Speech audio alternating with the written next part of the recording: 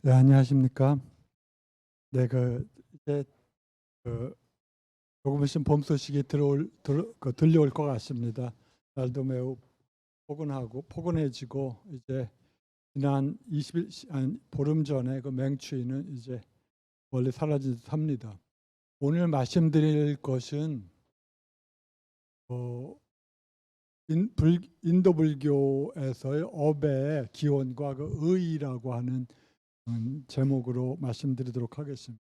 그러기에 먼저 본론으로 들어가기 전에 이 그림을 지도를 한번 보시고 한번 간략하게 제가 말씀하시고자 하는 지리적 위치를 한번 확인해 주시면 감사하겠습니다. 이것은 부처님이 태어나시고 활동하시던 당시에 인도의 소위 16국이라고 불려지는 그 불전에 나와 있는 기록들고 몇 번 아마 말씀드렸을 겁니다. 여기서 16국인데 뭐 잘 안 보이시겠지만 저 끝에 간다리가 있고 지금 간다라 지방이 있고요. 간다라 지방이 있고 꾸루가 있고 판찰라 지역이 있습니다. 지금 꾸루 지역은 지금 델리 근처입니다. 여러분들이 인도에서 가장 유명한 서사시가 마하바라타하고 라마야나인데 마하바라타가 결국 사촌들끼리 싸움질하는 거 아닙니까? 근데 그 지역의 무대가 꾸루 지역입니다. 즉 인도 저기 중앙아시아에서부터 이렇게 점차 판잡 지역을 거쳐온 인도인들이 기원후한 6세기경에 이 꾸르 지역에 정착했습니다. 그래서 피튀기는 내전을 벌였죠. 거기서 마하바라타에 나오는 것처럼 오 지역이 꾸르와 판찰라 지역들입니다. 지금의 델리 지역, 이거 평원들이고 지금 그리고 그 지역을 떠서 아리안족들이 겐지지강을 따라서 동진을 하는데 그 동진하면서 나오는 것들이 우리가 잘 알고 있는 꼬샬라 지역, 이데아 지역, 마가다구, 그 다음에 가시, 전부 불전에서 자주 나오는 지역들입니다. 부처님은 이 지역에서 다 설법을 하셨고 주로 좋아했던 곳이 꼬샬라국과 마가다국이었습니다. 그게 지금 말씀드린 고지역은 이 가장 큰 전제가 과연 업개념이 어디서 나왔는가 하는 문제에서 우리는 업개념에 관해서 크게 두 가지 가설이 있습니다. 하나는 인도 아리안족에서 유래했다. 또 하나의 가설은 인도 아리안족이 아니라 원래 이 원주민들의 사고였다라고 하는 가설들입니다. 이 모든 내용은 아직도 가설에 지나지 않지만 왜냐하면 확정된 문헌은 오직 힌두의 베다밖에 없고 이 두 번째 가설을 지지해 줄 어떤 텍스트도 전승되지 않기 때문에 그런데 문제는 이 베다에 나오는 내용들이 전혀 그 업이라든지 다른 주요한 관념들과 매칭하지가 않기 때문에 그렇습니다. 그래서 요 내용은 거의 최근에 어떤 학자가 브론코스트라고 하는 학자가 그레이터 마가다라고 하는 거대한 마가다 문명권이라고 하는 방식으로 가장 동력의 마가다에서 시작해서 빠짤리아 일부까지 포함되는 것이 소위 원주민들을 그는 사문 전통이라고 생각을 하는데 사문 전통들의 본거지였고 여기서 매우 새로운 아이디어들이 당시 침입해온 베다 희생주의 전통과 만나면서 매우 풍요한 그 가상적 유산을 남겼다라고 하는 겁니다. 그래서 그러한 입장에서 하여튼 확정되지는 않았지만 적어도 이 업의 기원이 어디 있는지를 한번 간략히 보고자 합니다. 그래서 이것이 초기 불자에서 나온 16국의 이름이고 대부분 우리가 뭐 마가다나 코샬라국은 알고 있습니다. 코샬라국의 일부 변방 지역이 부처님께서 태어났던 삭가족의 그 본건 지역고 그다음에 가시 지역이 있고 다른 비데아 왕국도 있었고요. 그 비데아는 지금 뭐 먼저 말씀드린 비데아의 왕이 우파니샤드의 가장 유명한 현자였던 야지니아 발카한테 이 윤회의 비밀을 물어보게 됩니다. 왜 도대체 윤회하는가?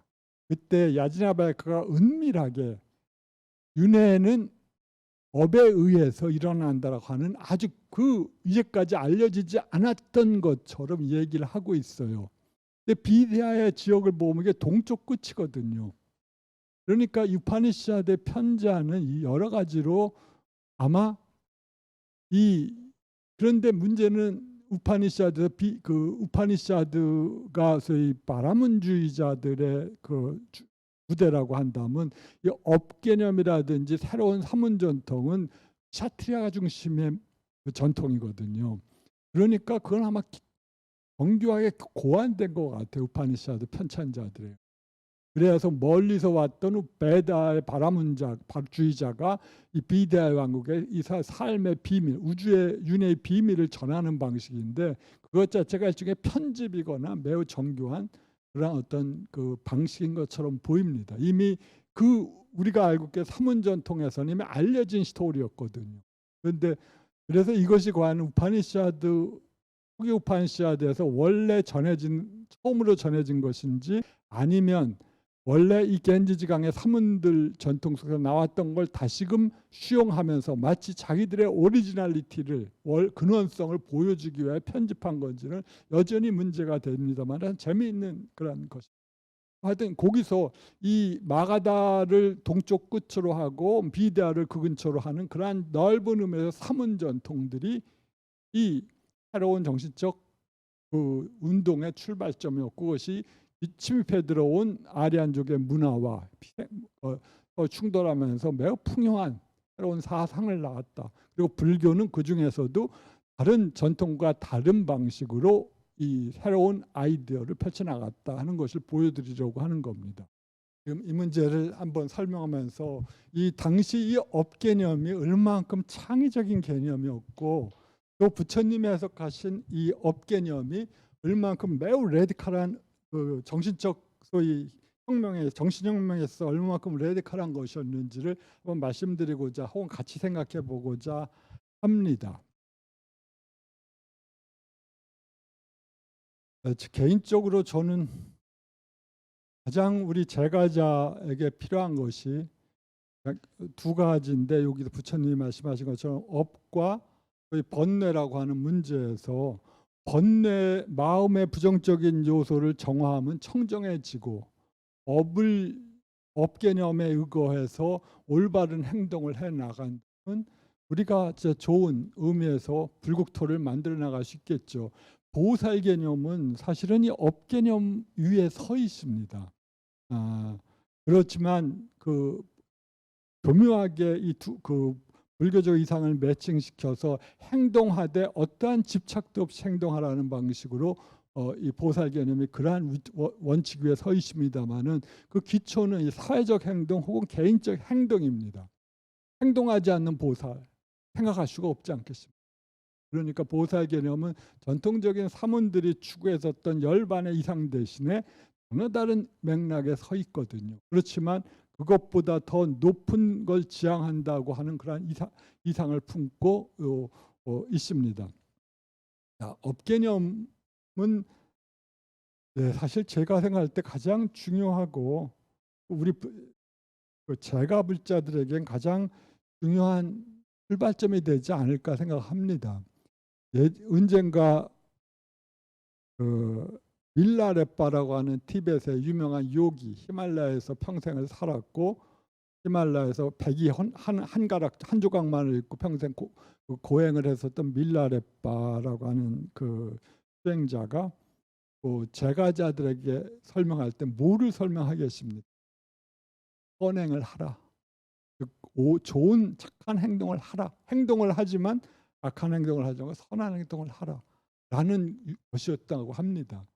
다른 것을 가리킨 그들의 빡빡한 삶의 현실 속에서 실현시킬 수가 없을 테니까 행동하되 올바로 행동하라. 저는 그 말이 마음에 와 닿습니다. 뭐 그런 것들이 말씀드렸던 것처럼 보살적 인연과 결합시킬 소양은 충분할 거라고 생각합니다.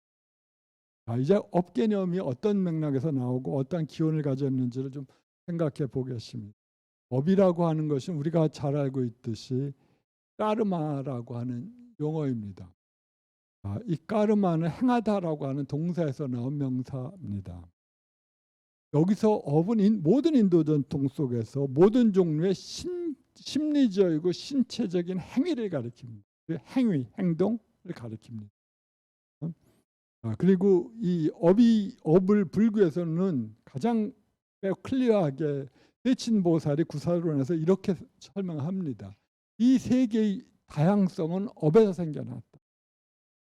그렇지만 업들이 모여 있는 것은 바로 번뇌의 힘에 의해서이다라고 말을 합니다. 업과 번뇌의 관계를 그 식으로 정의했습니다. 둘 다 부처님의 사성제의 가르침에 따르면 둘 다 고통의 원인이지만 이 세계의 다양성은 업 때문이고 우리들이 과거에 모든 중생들이 과거에 행했었던 실수의 업에 의해서 이 세계의 다양성은 생겨났다는 겁니다. 그리고 그 업들이 모여 있고 그것들이 윤회 생존을 향하여 작동하는 건 비로소 번뇌의 힘에 의해서라고. 저는 이 비유가 은하열차 999의 비유와 매우 맞습니다. 로코모티브가 기관차가 있어야 기차가 달리는 것처럼 그리고 기관차가 모터가 강력하면 수없이 많은 업들을 100량의 열차를 끌고도 은하를 달릴 수가 있는 것처럼 마찬가지로 이 아무리 많은 업이 있어도 우리의 강력한 욕망, 번뇌 때문에 우리는 이 삼천대천 세계를 윤회하고 있다라고 하는 그런 아이디어입니다. 이러한 세친의 그 구사론의 설명은 그 세간의 다양 업에 생겨난 매우 진짜 자체로 매우 우리에게 매우 클리어하게 다가옵니다. 여기서 이 세친에게서 명확하게 업의 과보라는 것이 인정되고 그리고 또 불교에서 특징적인 사고로서 번뇌에 보다 1차적인 중요성이 부여되고 있습니다. 그러니까 번뇌를 끊으면 우리들은 열반하게 됩니다. 불교적 아이디어에 따르자면. 근데 제가자의 목표는 열반하는 게 아니지 않습니까? 저는 열반하겠다는 제가자를 본 적이 없습니다. 물론 보살행을 닦기 위하여 열반하지 않는다고 하는 보살행을 닦는 불자들은 봤어요. 그렇지만 열반하겠다는 제가 불자는 못 봤습니다. 그리고 많은 분들이 윤회하면서 고통스러운 우리의 심리적 속박으로부터 신체적 속박을 벗어나기 위하여 멋있는 아미타불의 극락세계를 발언하지만 그러나 그리고 또는 옛날 불자들은 더 좋은 천상세계로서의 윤회를 기대했었겠죠. 그 세계에서는 마노마야라서 마음으로 모든 것이 이루어지니까 적어도 원하는 대로 다 이루어지는 세계니까 그러한 멋진 세계처럼 보이고요. 그렇지만 하여튼 그러한 윤회 세계의 목표, 윤회 세계로 더 좋은 윤회 세계로 만약 우리가 태어나고자 한다면 우리들은 업을 정화시키면 됩니다. 그러니까 즉 다시 말하면 업을 통해서는 결코 해탈할 수가 없다고 하는 것이 불교의 기본적인 아이디어입니다. 업관념과 관련. 그리고 업은 우리를 윤회 세계의 정점에까지 인도하지만 그러나 업의 효력이다 우리는 추락할 수밖에 없는 그런 윤회 세계 시스템 안에서 돌아가는 것인데 열반이든 아니면 붓다가 되는 것이든 간에 그것은 어떤 점에서 윤회 세계를 초월하는 겁니다. 물론 그것을 천박하게 마치 이 세계를 극복하고 배제하고 또 다른 세계로 날아가는 그러한 종류의 초월이 아니라 이 세계의 고통의 본질을 깨달았을 때 바로 그때 우리에게는 열반의 길이 열린다라고 하는 방식으로 우리의 인식의 변화, 우리의 생각의 변화를 통해서 열반이 이 세계에 직해 있다. 이 세계에 열려 있다 하는 것이 부처의 가르침이었고 가르침이기 때문에 그러한 이원론적인 설명은 아니지만 적어도 붓다께서는 이 현상 세계 그대로가 열반은 아니라고 생각은 하셨거든요. 예? 그래, 하여튼 그 세계, 그렇지만 그 세계의 본질을 깨달을 때 우리는 어떤 방식 간에 우리의 마음은 변화되기 때문에 그 변화된 마음이 갈 곳은 열반밖에 없다. 자, 어쨌든 간에 이 업이라고 하는 것이 말씀드렸듯이 우리의 행위입니다. 특히 신체적인 행위, 언어적인 행위, 그리고 심리적인 행위들입니다. 마음에서 나온 행위. 그것들이 윤회에서 중요한 역할을 하게 됩니다. 네. 그리고 이러한 점에서 모든 불교 전통은 다 동의하고, 따라서 업의 법칙은 또 이 인도 전통들은 마치 하나의 코우제이션, 인과성에 따라서 인과성의 법칙으로서 부여했습니다. 인과성이라고 하는 것은 서양의 어느 철학자가 말했던 것처럼 그것들을 설명할 수가 없는 거지만 우리 의식 속에 자연스러운 걸로서 받아들여졌습니다. 뭐 칸트는 거기에 인과성이든 신의 존재이든 뭐 그것도 설명하지만 불교도는 신의 존재는 그렇게 당연한 걸로 받아들이지 않지만 인과성이라고 하는 그 어떤 행위가 있고 그 행위가 원인이 돼서 결과를 산출한다고 하는 그 인과성의 그 법칙적인 측면은 어떤 생명체에게도 부정할 수 없는 걸로서 받아들여진 듯합니다. 만약 이 법칙성까지도 우리가 부정해 버린다면 우리는 완전히 랜덤한 세계, 모든 것이 우연에 던져진 세계 속에 살아갈 수밖에 없기 때문에 이건 누구도 받아들일 수가 없습니다. 그렇기 때문에 업의 법칙에서 이 코우제이션, 업은 분명히 나쁜 행위는 원하지 않는 과보를 산출하고 좋은 행위는 즐거운 과보를 산출한다고 하는 가장 단순한 그 업의 법칙은 인과성으로서 심리적 인과죠. 물리적인 인과가 아니라 심리적인 인과로서 당연한 걸로서 받아들여졌습니다. 불교도 그렇고 힌두학파도 그렇고 그렇습니다. 그렇지만 이러한 그 일반적인 그러한 선인 낙과라고 하는 혹은 악인 곡과라고 하는 이러한 일반적인 업의 코오제이션한 측면은 받아들여도 구체적인 측면에 있어서 업이 어떻게 어디서 유래했고 또 업이 어떠한 작용을 하는가에 대해서는 각각의 학파들마다 해석상의 차이가 나타나게 됩니다. 특히 어떤 기능적인 측면에 있어서 불교와 다른 전통들은 매우 현격한 차이를 보여주는데요.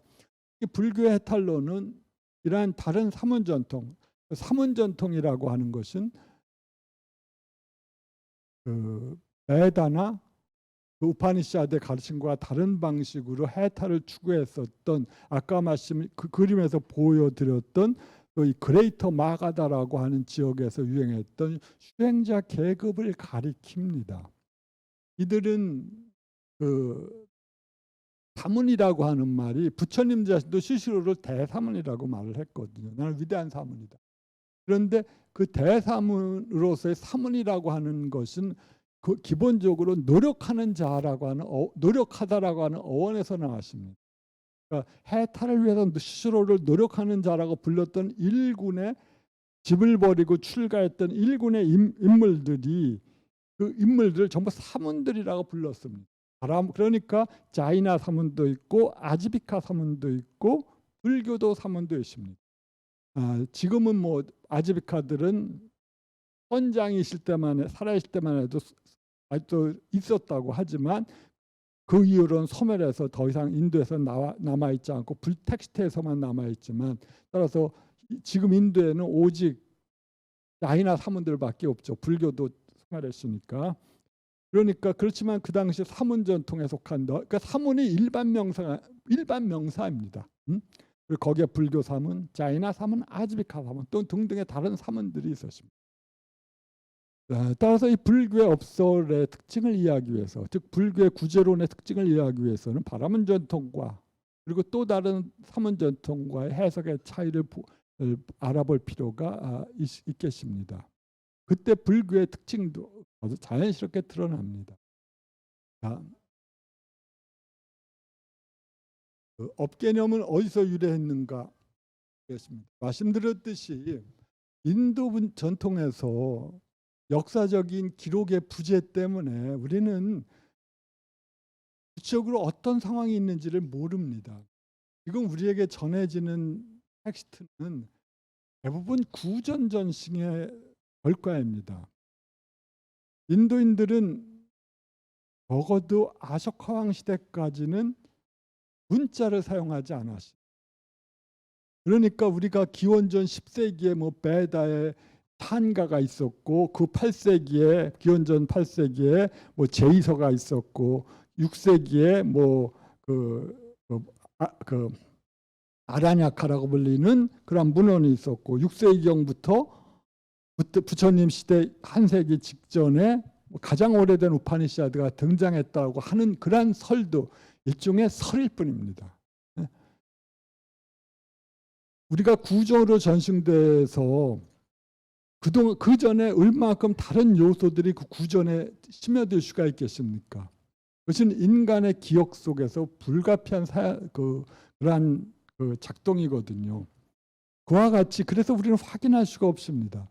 가장 최초의 기록은 아쇼카 왕의 비문이고, 불교는 매우 레디컬한 방식으로 그 베다를 신의 말씀이라고 믿지 않고 그 인간들의 기억의 소산이라고 믿었기 때문에 그것들의 신성성, 불가우성을 인정하지 않았습니다. 그리고 그래서 적극적으로 이 문자를 차용했습니다. 아마 불교가 고전 시기에 인도에서 가장 빨리 발전하게 된 건 그 문자의 차용의 영향이 큽니다만은, 그것도 수없이 많은 텍스트들이 모이고 이삽집사하는 과정에서 다양한 종류의 편찬 작업이 이루어졌습니다. 우리들은 적어도 그걸 알고 있습니다. 그러니까 최초의 불전은 우리가 예를 들어서 제1결집, 제2결집 뭐 그런 식으로 해서 말은 하고 있지만, 과연 최초의 결집에서 만들어진 텍스트가 무엇인지는 우리는 누구도 알지 못합니다. 다만 여러 가지 이 각각의 전승 속에서 공통되는 요소들이 아마 최초의 전승에서도 있었을 거다라는 그러한 종류의 생각밖에 모르죠. 불교는 최소한 거기에 대해서 충실합니다. 솔직합니다. 네. 어쨌든 간에 그러한 방식에서 우리들은 알지 못하지만 적어도 주류 베다 전통이 유지하고 있던 아이디어와 사문 전통에서 널리 퍼지고 그 사문 전통에서 다양화된 해석, 업에 대한 해석들은 매우 다르기 때문에 우리들은 적어도 두 흐름들이 같은 맥락에서 같은 전통에서 나왔을 것 같지는 않다라고 하는 생각을 하게 됩니다. 사문전 보통 카시시피에서 근처에서 와서 반지압적을 거쳐서 인도로 들어왔던 아리안족의 문화들은 주로 희생제의에 입각한 문화들입니다. 동물들의 희생제의, 그러니까 육식을 좋아했던 문화들이었고, 이들은 명상과는 기본적으로 거리가 있는 문화들이었습니다. 그런데 여기서 문제가 아까 말씀드린 것처럼 최초의 우파니샤드에서 윤회의 원인이 업이다라고 하는 야지나발칼 설명이 여기에 나와요. 소위 정통적으로 부처님이 탄생하시기 100년 전에 편찬되었다고 하는 아라냐카 브리하드 아라냐카 우파니샤드라는 곳에 그렇게 나옵니다. 그러니까 우리가 무비판적으로 이 텍스트를 믿는다면 업은 100년 전에 이미 부처님이 탄생하시기에 나왔던 아이디어고 부처님 걸 변형했어라고 생각할 수도 있겠지만, 최근에 나온 또 다른 가설은 말씀드린 것처럼 과연 전혀 다른 생제에 입각한 문화 전통이 과연 이러한 그 업개념을 받아들일 수가 있을까? 또 업개념은 일종의 우주적인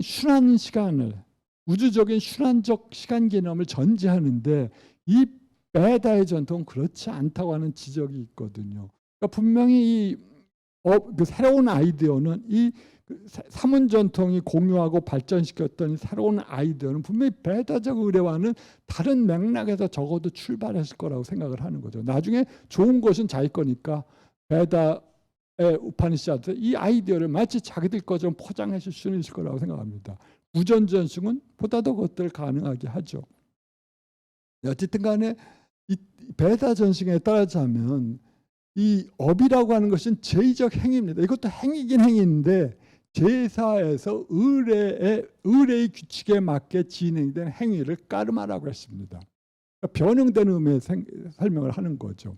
그러니까 사제들이 그 제사 그 죽은 자의 죽은 부모를 그 범천의 세계로 인도하고자 원하는 후손들이 그 사제들에게 제사를 위탁할 때 많은 돈이 듭니다. 그러면 그 많은 사람들이 1차, 2차, 3차까지 내는 합성을 통해서 뭐 그거 하는데 엄격한 규칙에 따라서 진행됩니다. 그 규칙과 그다음에 음성학적 엄밀성이 거기에 부여되거든요. 그래서 이렇게 규칙에 맞게 진행된 제사는 효력이 있다라고 그들은 주장했습니다. 효력이 없다면 누가 제사를 지내줬습니까? 제사 지냈는데 갑자기 난 천국으로 가라고 부모님을 보냈는데 알고 봤더니 말짱 도루묵이야. 오히려 지옥에 갔대. 그러면 누가 그 사자에게 지다주시? 그러니까 이들은 걱정하지 마. 네 눈에는 보이지 않지만 이 효력은 원인으로서의 제사 행위와 그 과보는 엄격한 까르마의 법칙에 의해서 진행되기 때문에 효과가 100%야. 이어져 있어. 그 인과관계는 누구도 부정할 수가 없어. 우주적 신들조차도 까르마의 법칙은 부정할 수 없고 그들조차도 까르마의 법칙에 부여된 파생 효과에 지나지 않으라는 식으로 또 주장을 했습니다. 그럴 수밖에 없겠죠. 그렇지만 여기서 중요한 아이디어, 우주적인 규칙들, 제의적인 신들의 변덕에 의해서 이 세계는 유지되는 것이 아니라 어떤 우주적 법칙에 의해서 진행되고 있는데 그 우주적 법칙이 제사 의례에 사용된 까르마라고 하는 겁니다. 제2행위라고 하는 거예요. 이러한 아이디어가 최초의 우파니샤드에 나오기 때문에 그러나 말씀드린 것처럼 그것이 그리고 윤회의 원인으로서 나오기 때문에 그러한 주장이 나옵니다. 어쨌든 간에 행위에 인과성이 작용한다는 관념이 부정할 수 없는 걸로 나오고 이런 까르마의 법칙이 모든 신들의 변덕을 넘어서는 우주적 힘으로서 간주됩니다.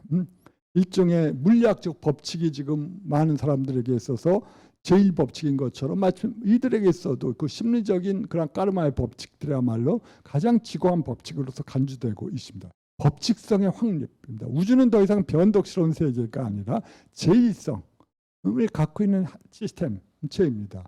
그러니까 누구도 예측할 수가 있어요. 그것이 가장 좋은 효과입니다. 이제 누구도 예측을 할 수 있고 그 규칙에 따라서 행하면 우리 어떤 원하는 결과를 얻을 수 있다고 하는 그러한 법칙성이 확보되었습니다. 적어도. 그리고 이것이 가장 고층에 속한 무리아다라는 코판샤드에서 윤회 원으로 간주되게 됩니다. 업이요. 또 다른 주장은 이 억간념이 삼원전통에서부터 시작된다고 하는 주장이었습니다. 말씀드렸던 것처럼 삼원전승은 넓은 의미에서 일반 명사고 우리들은 불교나 자연화교 또는 아지비카들, 불교는 아지비카들을 사명외도라고 불렀습니다. 삿된 방식으로 생활을 꾸미는 자가 이 사명외도인데요. 조금 이따 보게 되시면 재미있는 주장을 하고 있습니다. 그런데 이들의 이 주장을 지지하는 학자들에 따르자면 고층의 바람은 문화에서는 이 업관념은 찾아볼 수가 없고 갑자기 우파니샤드에서 등장을 하거든요. 또 순환적인 시간관념도 이 고유한 사문전통의 아이디어로 제시됩니다. 베다에서의 시간관념은 일직선상이거든요. 그런데 여기서는 윤회라고 하는 순환적 시간관념이 나타나고 또 묘지, 가장 그러한 우주론적인 질서와 현실의 질서를 가장 잘 반영하는 묘지 형태에서 둥근 형태의 묘지가 나옵니다. 이것들은 사문 속에 그것은 우리 일반적으로 시베리아 전통 속에서 나오는 둥근 묘지 형태랑 똑같죠. 그리고 또 아유르베다라고 하는 치료법도 이 사문 전통에서 나온다고 생각합니다. 아유르베다니까 마치 베다 전통에 속한 것 같은데 실제로 아유르베다의 치료는 뭐죠? 그 약초와 마사지 등을 위주로 한 기의 순환 시스템입니다. 기의 순환 시스템이라서 평형을 찾고자 하는 그러한 심신의 평형을 찾고자 하는 그런 치료법이에요. 그런데 이 베다에서 이 치료법은 뭐냐면 주술이거든요. 주술하고 그 부적 등을 통해서 치료하는 방법이기 때문에 이 아유르베다의 치료법과는 다르지 말다. 그러니까 이들은 이것들을 나중에 좋으니까 이건 우리 거죠. 베다 이름으로 집어넣죠. 그래서 이것도 베다에서 나온 거야라고 주장했지만 전통적인 베다적인 그러한 치료법에서는 낯선 것입니다. 아유르베다는 뭐 우리 현대에서도 많이 뭐 심신의 균형을 잡는 치료법으로서도 많이 나오고 있고 뭐 그렇지만 약물과 마찬가지로 마사지 그다음에 신체 뭐 여러 가지 균형 세 가지 균형 요소를 잡으면서 우리들의 심리적인 신체적인 건강을 회복하는 그런 아이디어들인데 그런 아이디어는 이 삼원전통에 속한다고 하는 지적들이 있습니다. 그래서 아까 그림에서 지도에서 보여드린 것처럼 이 브롱코시트라고 하는 학자는 이들이 유행했던 지역을 그레이터 마가다라고 부르고 있습니다. 아까 말씀드린 마가다국과 그 다음에 비데하와 그 다음에 코샬라국을 포함하는 넓은 지역의 겐지지강 중류 지역입니다. 우리들이 알고 있는 부처님이 줄교 설법을 하시면서 돌아다니셨던 지역들을 가리킵니다. 네. 아마 브리하다 아라냐카에서 비데하의 왕이 우주의 이 윤회의 비밀을 알고자 공개 그걸 제안을 하거든요. 그때 바라문들이 와서 이긴 최고의 승리자가 바로 야지냐발카라고 하는 인물입니다. 그가 우주의 비밀을 나는 우주의 비밀은 업에 있다라고 하면서 푸른 거죠. 참 매우 기획된 그 텍스트 같은 생각이 듭니다.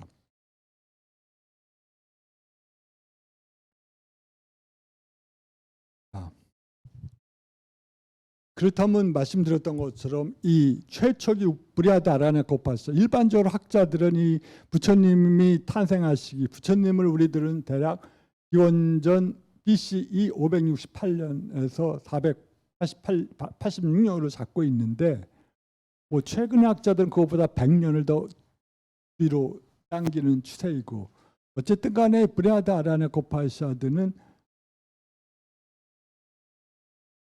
그 부처님이 탄생하시기 100년 전이라고 일반적으로 인정되거든요. 그리고 적어도 초기 불교에 나왔던 부처님의 설법을 들으면 부처님은 이 적어도 브리하다 아라냐카에 설명했던 내용들을 알고 계셨던 것 같아요. 그러니까 그렇기 때문에 사정이 매우 컴플리케이트 되고 있습니다. 부처님 분명히 초기 우파니샤드에 설명한 내용들을 비유 등을 통해서 특히 열반의 비유 같은 걸 통해서라든가 용어 나마와 루파 같은 명색이라고 하는 용어를 통해서 알고 계셨는데 그렇다면 먼저 성립된 게 아니냐라고 우리는 믿을 수가 있겠죠. 하여튼 그러한 등등의 편집상의 편찬상의 확정성이 증명되지 않기 때문에 계속적인 그 문제는 나오고 있습니다만 적어도 그러나 나중에 브리하다 아라냐카 편찬되었다고 하는 사실을 우리가 고려한다면 뭐 부처님은 그 당시 구전전식으로 전해진 그 브리하다 아라냐카 내용 일부를 당연히 부처님은 매우 높은 수준의 교육을 받으셨으니까 다 알고 계실 건 틀림없을 것 같습니다. 하여튼 네. 그리고 동일하게 말씀드리고 삼원전통 내에서도 자이나교와 불교 사이에 커다란 현격한 업에 대한 해석상의 차이가 나타납니다. 네. 네, 그리고 점차적 변형 과정은 좋은 건 다 내 거니까요.